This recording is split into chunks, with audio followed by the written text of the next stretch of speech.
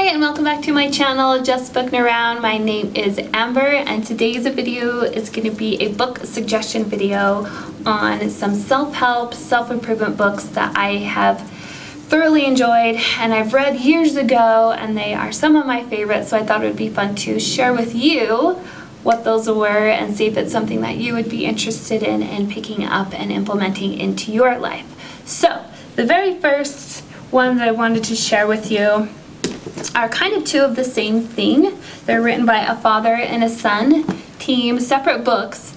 So the first one is written by Stephen R. Covey, and it is the 7 Habits of Highly Effective People. This is an extremely popular book, and it's been around for a long time. And so if any of you have heard of it, I like this one, but his son Sean took the same principles and wrote a teen version, so 7 Habits of Highly Effective Teens. And this one I love the best. There's a lot of quotes and quotes from authors, from presidents, from just tons of different people, prominent people in the world. There's also just a lot of fun, like pictures and just artwork and just tons of fun stuff. There's activities. So they're the same principles, they're just done, to me, in a little bit of a more fun way, a funner way. Yes, I said funner.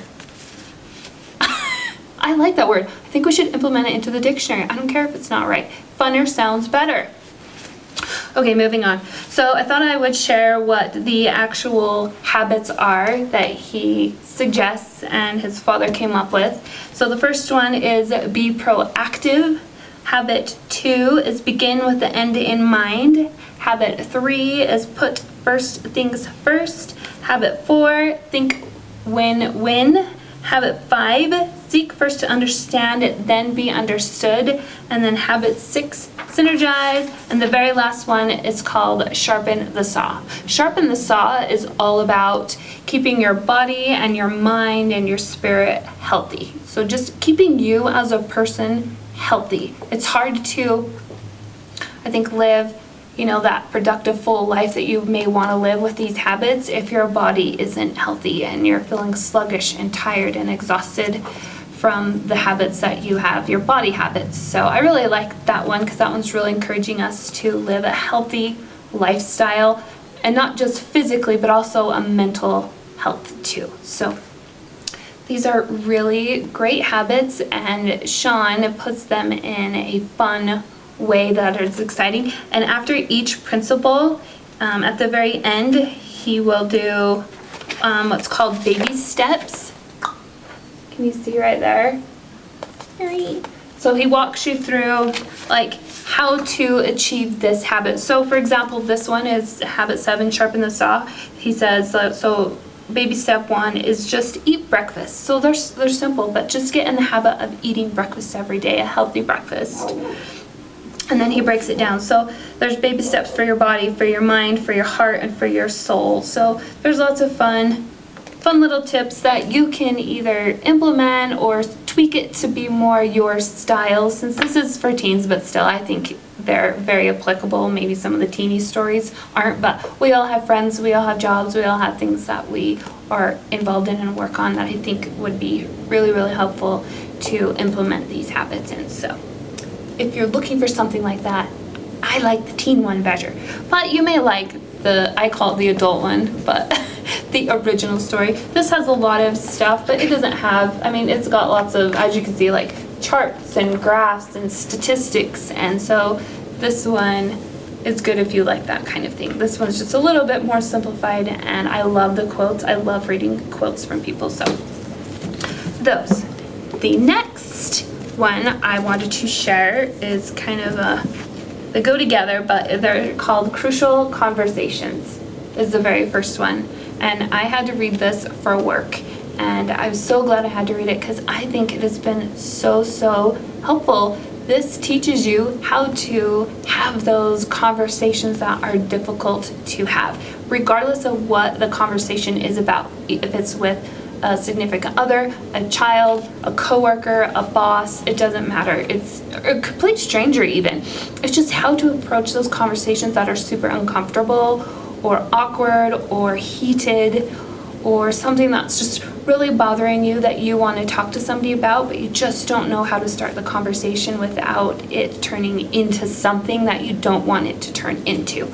So this one really walks you, it gives you steps, it gives you practicums that you can use.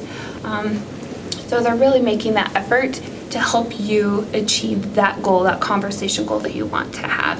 So I think one of my favorite sections in here is on stories. And I see this so much with people, and that's with people coming up with a story of what the other person is thinking or saying about them or about a situation without them actually knowing the truth. So, for example, I was listening to a lady give a talk, and she was talking about her best friend, and all of a sudden her best friend stopped talking to her. She hadn't heard from her in a long time. There were some things going on with her best friend's kids that she thought that she should have been told about. And so she came up with this whole story that her best friend was mad at her. She was ready to send her a text message saying that, I guess we're not friends anymore, and I don't know what's happened, and I don't know why you're pushing me away, and blah, blah, blah. Like this whole long thing. She was ready to cut her out of her life, her best friend that she's had for years. She was ready to just cut it off.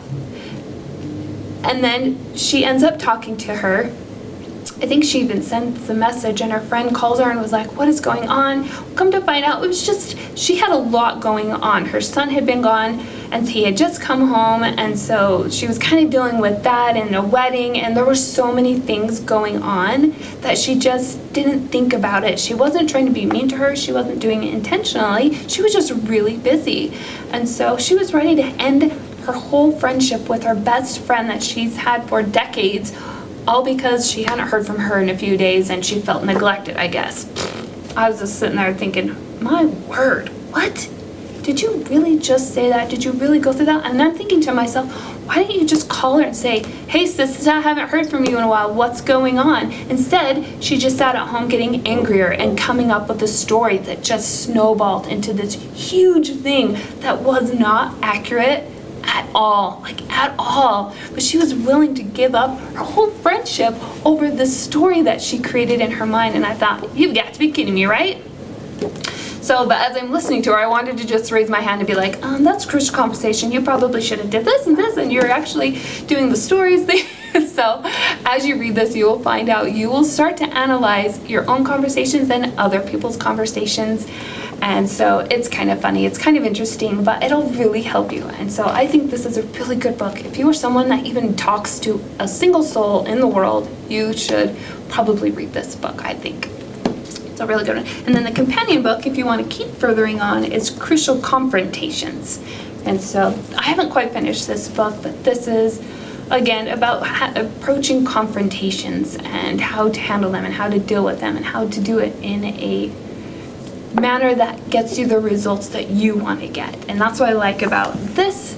And so if you're trying to implement this and people aren't getting it, just be upfront. Just say, I'm reading this book and I really want to try to see if I can approach this conversation with the better outcome. And so you may suck it up, you may screw up, you may whatever, but I think practice really does make perfect in this situation. The more you do it, the better you get at it, the more comfortable you are, and the better you are at analyzing the situation. So anyway, you can see I'm like way passionate about it because I think so many problems in this whole world that we live in could be resolved with just the right type of communicating, rather than using force or anger or whatever. I really think talking about things in a calm manner is so much more productive than screaming and yelling and throwing a fit and stomping off and whatever you do or don't do. Or on the opposite end, if you regress and you keep everything in, that doesn't help either, because one day you're going to explode and it may be at the wrong thing and it may come out wrong, or it'll just eat at you till there's nothing left of you. So learn to do this, learn to read this. So anyway, so excited about it. So this is a great book, and the 7 Habits of Highly Effective Teens, but really you don't have to be a teen to read it. Anyone can read it, and it's fun, and there's a lot of great tips and steps on how to achieve these habits, and it just motivates you. You feel like, oh man, I can conquer the world. And who doesn't want to conquer the world? I sure do. I sure do. I keep thinking I need to run for president. I could do that job, right? Right? I'll make everyone read this book and make everybody read this book. Okay, just kidding. If you have any book suggestions that you think I would love or enjoy, please feel free to comment them down in the comments section, or if you have anything to say about any of this, I would love to hear your thoughts, or if you've read any of these books, let me know what you think. If you like this video, give it a thumbs up, and if you have not subscribed to my channel, make sure to click on the subscription button so you can get more videos. I hope you have a beautiful, wonderful, summery day today, and I will be talking to you soon.